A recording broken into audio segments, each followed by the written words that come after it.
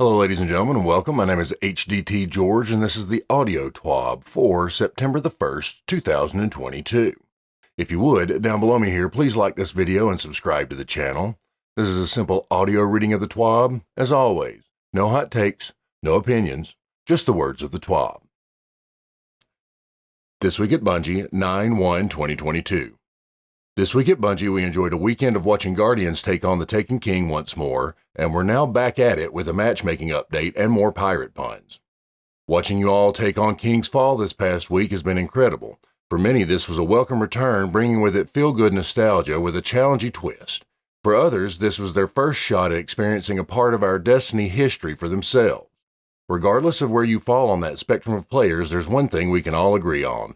Jumping puzzles are the bane of our existence, and if those hilarious, and often failed in my case, attempts aren't a fireteam bonding moment, we don't know what is. For this week's TWAB-tastic adventure, we've got some behind-the-scenes data about recent matchmaking changes, a new expedition location to loot for booty while putting that best pirate foot forward, world's first celebrations, and a few other things outside of Destiny 2 that we're excited to share. Ready for a new week? Let's get into it. Crucible Matchmaking Check-In. Just a Titan bubble and a dream. This season, we implemented the loose skill-based matchmaking, SBMM, that we talked about back in August. To talk about the launch of this revised feature is principal designer Alan Blaine, here with a vibe check in the PvP verse of Season of Plunder. Take it away, Alan. Alan Blaine. Hi, folks. That sure was a great start to the Season of Plunder in Ritual Land. We have seen a significant uptick in the number of players and amount of time spent within Crucible. While we are excited to talk about the bright future of Crucible development, I'm sure a lot of you want to hear about the loose SBMM we added to Control. As we talked about in an earlier TWAB, one of the functions of the Season of 18 Control node is to help us tune a solid 6v6 matchmaking setting before we start implementing new matchmaking features like team size and dynamic skill ranges. We're going to start with a fun tale about live game development, just to illustrate why we like to run smaller tests before rolling things out wider. If you just want the weekly stats and future details, skip down to the Stats from Week 1 section. Control, Week 1. Starting at reset on August 23rd, loose SBMM in Control was supposed to go live. Instead, players who joined Control found they were matched up against anyone and everyone. Skill didn't seem to matter, and neither did platform. Normally, PC players are separated from console and Stadia players via matchmaking. So what happened here? During that day's update patch for Season of Plunder, the file with the new matchmaking settings was not updated, and instead Control used our default matchmaking settings. Once we found the bug and figured out what was going on, around 7 p.m. on the same day we got the file updated on the servers, and everyone was using loose SBMM. Hooray! This illustrates a couple of key points. 1. We do our updates and weekly resets on Tuesday rather than Friday, so when something unexpected happens, no one must pull weekend heroics to fix the game. We make changes in one location first to make sure it is stable before expanding it to other uses, especially when we are exercising systems that haven't been changed recently. Default matchmaking. The default matchmaking that everyone played until 7 p.m. is never actually seen in-game if things go well. It is designed as a fallback that just works and finds people to play with but doesn't do anything clever. Default matchmaking ignores platform, skill, and almost everything else. The only thing it takes into account is latency, but only for the first 15 seconds of matchmaking. After that, it's no holds barred. So on the morning of August 23rd, if your Control match took longer than 15 seconds to matchmake, which it almost always does, it was basically just picking the first 11 people it found, no matter how good the connections to you were, what platform they were on, or what their skill was. And of course, this could cause laggy players, bad hit registration, and matchmaking with players far outside your normal skill band. This is why we sometimes spend multiple minutes on our various matchmaking thresholds, making sure latency is as solid as we can get it. Stats from Week 1. So as of 7 p.m. or so on Tuesday night, we have had loose skill-based matchmaking on in Control, and we have some interesting results. Let's dive right in. Population. In the first week of Season of Plunder, 140,000 more hours of Control had been played than in the first week of Season of the Haunted, and we had around an 11% increase in the total number of players playing Control. Matchmaking times. Overall, our average matchmaking times went up by an average of 5 to 10 seconds. That's a good indication that the matchmaking is generally working but isn't showing our worst cases, the lower population segments, extreme low and high skill. For the highest skill band, less than 0.1% of the population, Matchmaking times average around 90 seconds during high population times, spiking to just over 200 seconds at low population times. For the lowest skill band, we see matchmaking times between 120 seconds at best and 240 seconds at worst. Just looking at matchmaking times, the current settings look like they are getting us where we want to be. However, we are cautious about making too many assumptions right now. We have plenty of anecdotal evidence of bad connections in those high skill games, and Week 1 is one of the highest population moments of the season. Skill differences. The skill differences we see in control matches are pretty stark. Without skill-based matchmaking, only 10% of matches had 600 or less skill difference between the highest and lowest players. With skill-based matchmaking on, we see that 80% of games have that separation or less. For 90% of games without skill-based matchmaking, the average skill of all players within a game was between 300 and -100. Now we see a significant number of games with a high average of 600 skill and regularly as low as -500, with a few games each day going as low as -900 average. Game outcomes. Looking at game outcomes, where our work really matters, we see more interesting data. Mercy games are down 4%, not as much as we had hoped, but it has been shrinking a little day by day. Games where the score threshold has been met remain steady, and games that go to time rose by 4%. These are all within range, and we expect that the first few weeks will be more chaotic than normal. As players readjust their playstyles from optimized play against a wide variety of players to optimized play against similarly skilled players, the skill system will adjust to reflect those changes. We would expect Mercy games to shrink slowly over the coming weeks. If time limit games rise consistently during that time, we will likely look at the score goal and lower it to compensate. As far as score and kill differences, we see a similar set of incremental improvements. Games where the best players had 30-plus kills more than the worst player went from 9% of games to 2%. Games where the best player had only 10 to 19 more kills than the worst player went from 35% of games to 55%. Quitting. We have seen one worrying trend in the data. The percentage of players quitting before the end of the match has risen from 8% to 12% in the last week. This is especially bad with matches designed to be balanced with 12 equally skilled players. We are still investigating to see if this is localized to a specific cohort or play style, or if this is a natural player reaction to a new system. This percentage may reduce over time. Stay tuned. Future plans. There are a few points of concern that we are addressing. The number of poor connections during matches, the number of players quitting matches early. Other than those, most of the analytics have been positive, considering this is a new experience and will take folks some time to get used to it. For now, we are taking a few steps. We are extending the time that loose skill-based matchmaking will sit and wait for the best connection quality between group leaders. Hopefully, this will increase the overall connection quality when matchmaking goes past 2 minutes. We have some new analytics coming online soon, which should give us a better picture of the connection quality between all players within matches, not just the group leaders. We are going to be adding quitter protection to control in a future patch. We hope to discuss it more in a future TWAB.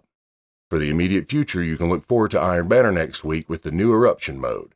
Need a refresh on what that is? No worries, we got you covered here. They have an army, we have an Ido. What did the ocean say to the pirate? Nothing. Water can't talk. But at least it waves. Well, while we haven't mastered communicating with water yet, but we do have those sick pirate puns always at full mast. We do have a different expedition location to uncover for Guardians looking to make Ido proud. As we should, because she must be protected at all costs. This week, we're heading to the Cosmodrome to loot all the booty that you could possibly want. For those that may just be jumping into Season of Plunder for the first time, Expedition is the new 3-player matchmaking activity where pirate hopefuls must band together to hunt treasure while fighting off those who may want to prove that they want it more. But we're not going to let that happen, right? Of course not. We've got Misrax and Ido on our side. What could go wrong? Can we get a King's Fall raid with a side of World's First? Another World First has come and gone, this time bringing back the beloved King's Fall raid from Destiny's past.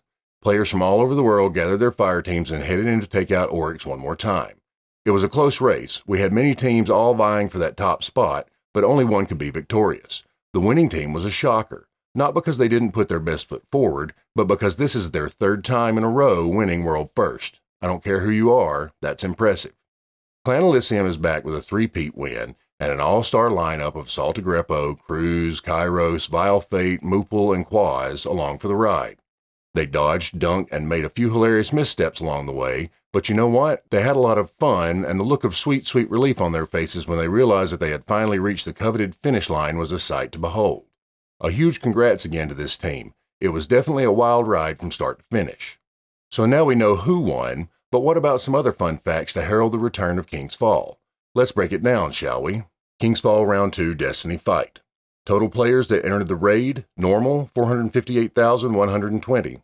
Challenge, 35,678. Total Guardian deaths, normal, 33,665,322. Challenge, 2,825,235. Players that cleared totems, normal, 158,034. Challenge, 31,649. Players that cleared War Priest, normal, 63,648. Challenge, 21,727.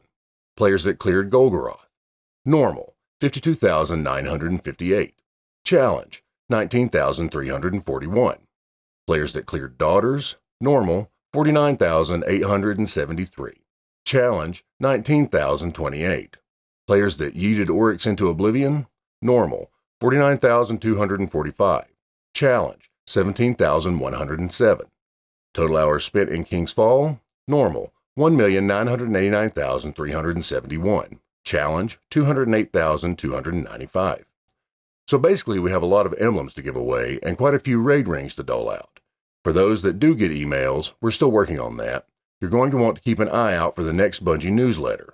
In that, we'll be breaking down your own #RaidComplete report to see all those ups, downs, and sideways yeets off of cliff edges. But wait, there's more. To celebrate our 3-time winners, we sat down with Salt Agrippo and his fellow Guardians for a quick chat to reflect on this fire team's latest big win. Congrats on your 3rd win. How does it feel to win World First not 1, not 2, but 3 times? Salt. It's an incredible feeling. It's really hard to describe in words. I've never felt so much pressure before a Day 1 launch before. We knew we could do it, but we also knew that no one had won 3 Worlds First in a row. After winning, the relief and satisfaction is completely unmatched. Vile fate. As the new one on the team, it was extremely stressful to come in and fill an irreplaceable position. There was a ton of pressure since everyone on the team had the dream of hitting the three-peat, and obviously no one wants to be the one thing that has changed for the team if it doesn't happen. When I heard that everyone was still at Oryx when we finally finished the challenge mode, the immense relief I felt was intense. It feels amazing. What do you think is your team's special ingredient that makes a 3rd win in a row even possible? Moople. If there's a list of ingredients, the chemistry is the number one thing that matters. Something like this is so difficult to achieve without being tight-knit, though it has been done before. Everyone being on the same page and wanting that belt as much as you do is the real secret. Crews. Really, really great players, both mechanically gifted as well as smart and adaptive. Being able to trust your team and rely on one another is so important, especially in a situation like World's First. Another important facet is an understanding between all players of what the goal really is. From there, it's about staying focused on what really matters, no matter how much yelling or bickering contest mode can sometimes inspire as the hours tick on. We all know that it's just our passion shining through when we get lost in our feelings and frustrations. I believe that all of that is what makes us unique and sets us up for success when reaching for these goals. What drives you to compete in this event year after year? Do you see yourself stopping anytime soon? Salt. Overcoming the struggle is what makes it special, so certain aspects of the raid that were more challenging than others are highlights to us, but of course, defeating the final boss when you're in the lead is the truly special moment of winning the title of World First. As for pitfalls, it's always the times when you feel down and out. The time spent bashing your head against the wall before finally overcoming it is the most difficult part. If you can get yourself out of that hole, you can get out of any bad situation. Moople. Destiny's World First races are by far my favorite part of the year in game. There's no better feeling than overcoming the most difficult content in Destiny 2, and Day 1 raids are always on the top of that difficulty list. I don't have any intention of stopping anytime soon. This game and the friends I've made are irreplaceable. There's nothing else like it. What's your one tip to others attempting this title to help them pursue their own goals of one day taking home that belt? Quaz. I believe that a team attempting World First needs to understand everything their team has in their arsenal to help achieve those goals. We always go in with a game plan, but we also go in knowing that those plans can change at the drop of a hat. Knowing how to adapt and what to do in different situations will help a ton when racing. And that all comes down to communication. We are a very loud team with many passionate voices, but no matter how loud we get, we all understand what's needed. I believe teams need to find a communication level that works well for them, whether that's quiet, loud, or nobody talking at all. SALT. If you're starting from the ground up, try to find a group of like-minded people with a similar skill level. A good way to do this is to do challenges like duo and trio raid encounters, or find players that are into in-game content like you are and are willing to improve. After playing with someone you think has potential and seems like their personality is a good fit, try inviting them to your team for World First and build up from there. For those clans already established, there's not much to say. We won Vault of Glass by 10 minutes, Vow of the Disciple by 3 minutes, and we didn't even get top 10 in the normal version of King's Fall. As much as I would like to keep winning, and despite how consistent our team has been, someone else taking the belt home could easily happen. Plenty of teams have what it takes to win. The competition is always there. Favorite moment from the returning King's Fall raid? Kairos. My favorite moment was definitely hearing Vile Fate's excitement on getting his own World First, because it reminded me of our team when we first beat Vault of Glass. That nostalgia made me feel really good. Vile Fate. I think the changes to War Priest were the best parts for me. The flow and difficulty of the encounter on contest mode felt incredibly satisfying. Honestly, I just really enjoyed the extra challenge. It required coordination and added a layer of difficulty to an instance that I went into thinking would be the easiest part of the raid. Any changes to the revamp that you thought was chef's kiss to an already beloved raid? SALT. Unstable Light being able to damage Golgoroth is an awesome addition. Also, being able to speed up totems by killing more enemies is super fun. It makes the encounter way more engaging while also giving you that sword logic vibe. Moople. Being able to do damage to Oryx with guns while still requiring the corrupted light bombs in the final encounter is probably that chef's kiss moment for me. Mixing mechanical damage with different stuns and weapon damage makes for the best encounters. What was the hardest part of the raid for you and your team? What was the most frustrating and most rewarding aspect? Cruz. The hardest encounters for us to nail down were our first clears of War Priest and Golgoroth. Both took us at least 1 hour each, which combined was around 38% of our entire run. Just for 2 encounters. It's wild.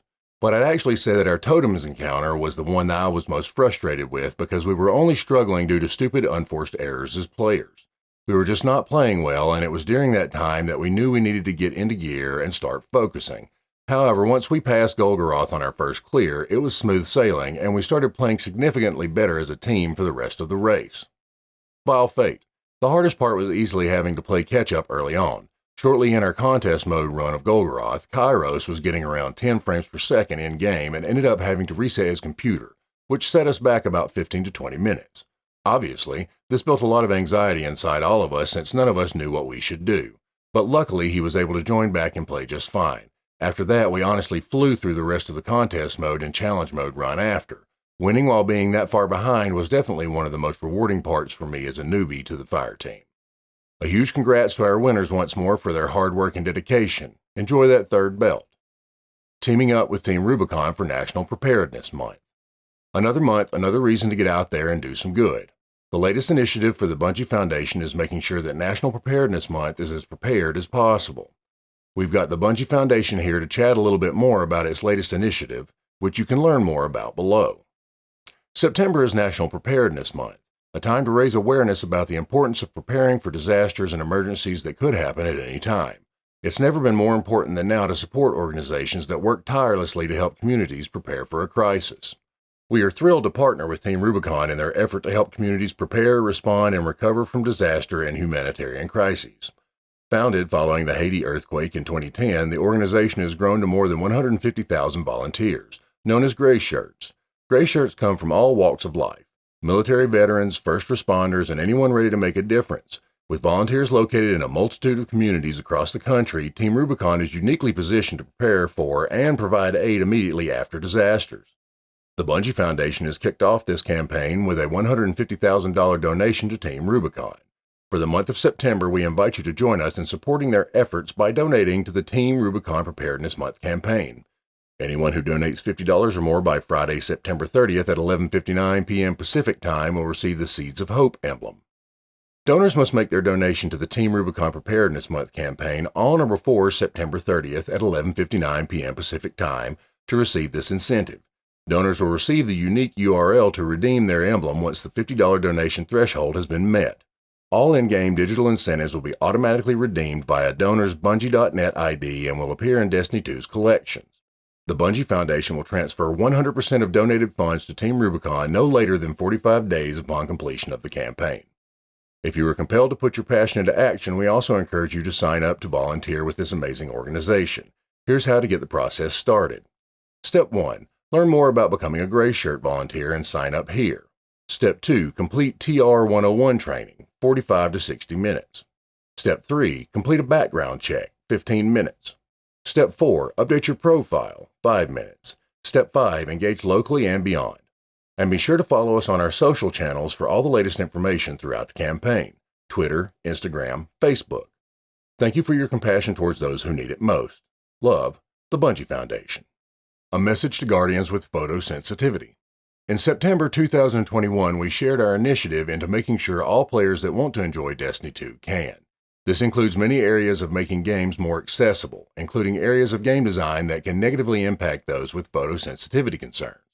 While we continue to work on the back end of things, we did want to caution players that Destiny 2 may contain flashing patterns and images that may produce adverse effects for a small percentage of people sensitive to them.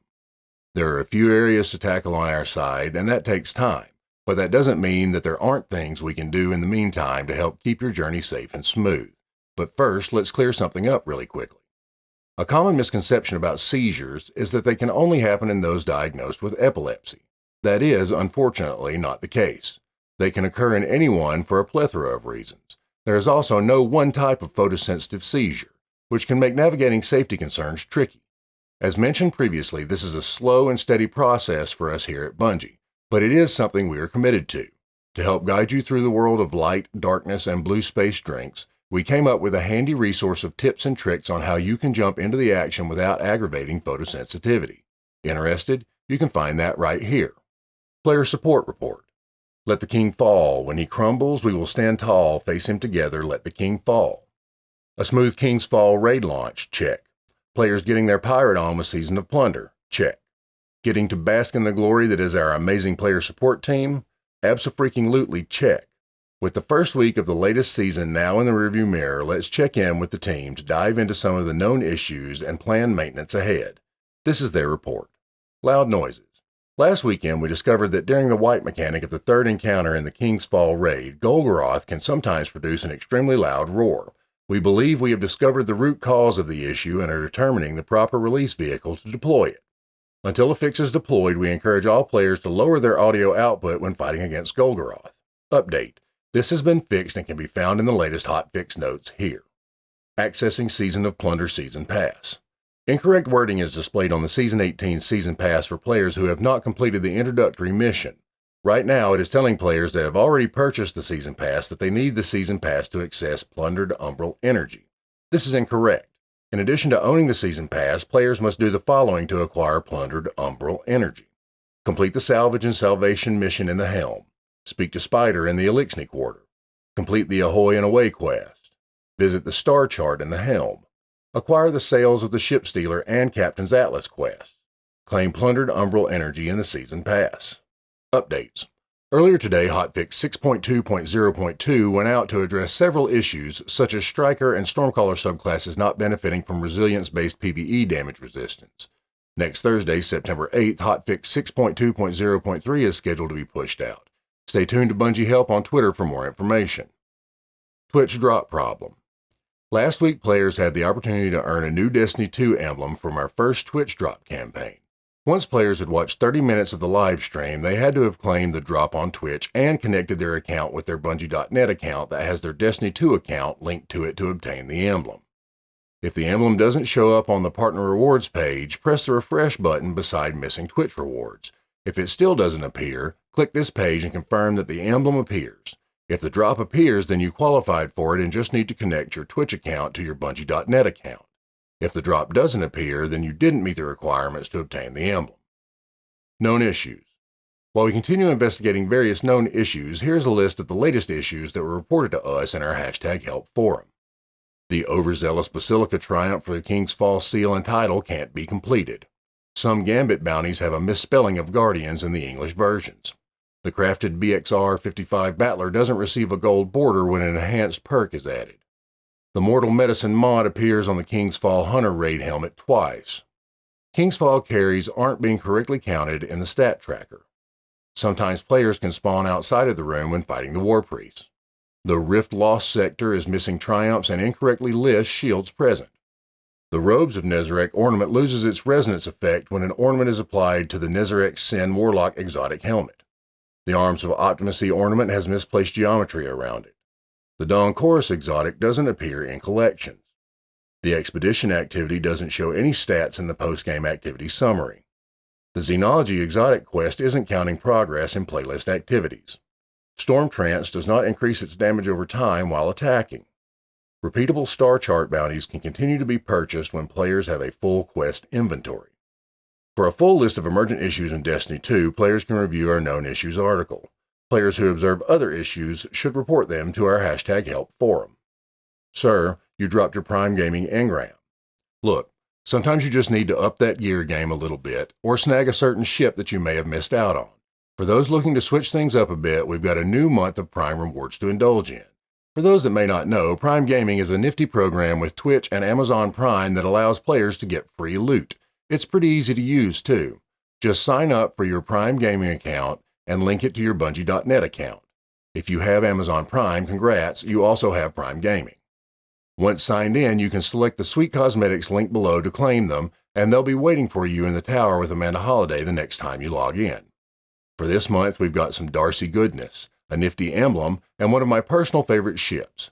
Check out this month's loot drop below. Darcy Exotic Sniper Rifle. Cleans up good exotic weapon ornament. The Mechaniform Exotic Ship. Plunder Projection Legendary Ghost Hollow. Prime-timed exclusive. Magnetism exclusive seasonal emblem. Need a little refresher on Prime Gaming? No worries, we've got you. Feel free to mosey on over to our support article here for more details. How many Titans does it take to take down a Hive Overlord? Movie of the Week. Hippie.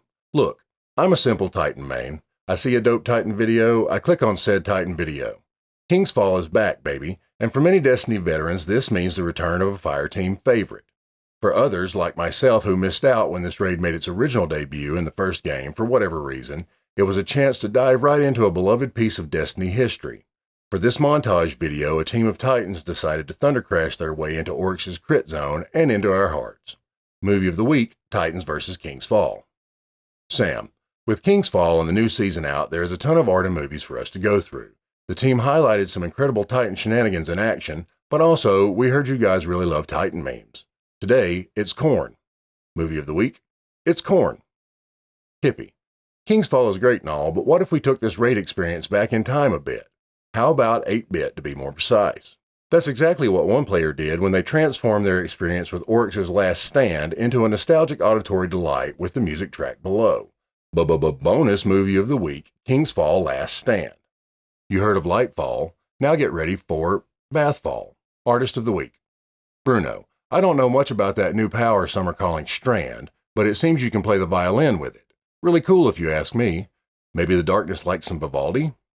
Art of the Week, the music of Strand. Ivan. We all know that the Hive are persistent, ruthless, and strong, but did you know that they can be adorable too? Well, now you do. What a gorgeous piece of cuteness overload. Our greatest respect for such amazing art, Chrome. Art of the Week, Thrive. Hippie. And because we're suckers for all things cute, have an adorable little chibi callus getting some quality bath time in before joining the foray of galactic domination at the Witness's behest. You know, normal Thursday things. Bonus Art of the Week, Destiny 2, Bathfall. A future so bright it's calling Gondor for aid. It's no secret that we here at Bungie are vocal about the things we believe in, including ways to be more thoughtful and inclusive to all. Because of that, we wanted to share a preview of some of the initiatives our Senior Inclusion, Diversity, and Equity Program Manager, Asia Larkin, is working on. Asia Larkin. We are excited to participate again in the Game Devs of Color Expo taking place September 15th to 18th. This 7th annual celebration will show off some new games, facilitate new experiences to treasure, and provide opportunities to connect with others to grow your network authentically and with good intention. We look forward to meeting our industry peers at the event. Just pop into our virtual booth to chat with our recruiters, or learn more about Bungie and our employee-led inclusion clubs that help support underrepresented communities in games and beyond. After that wraps up, we pack our bags to head to Grace Hopper Celebration in Florida September 20th to 23rd. This event brings women in technology to the forefront in the celebration of research and career interests. Our booth will be staffed with an excited team ready to chat about your possible future here at Bungie. We hope to see you there, but if you can't make it, you can catch our open roles right here. TWABs, they grow up so fast. Before you know it, they're heading off to college and... On a more serious note, we're excited to see all of your thoughts on the latest storyline for Season of Plunder. We're loving all of your excitement over Drifter and your pledges of undying love for Ido. She's pretty great, so keep the memes of eternal devotion coming because they are hilarious.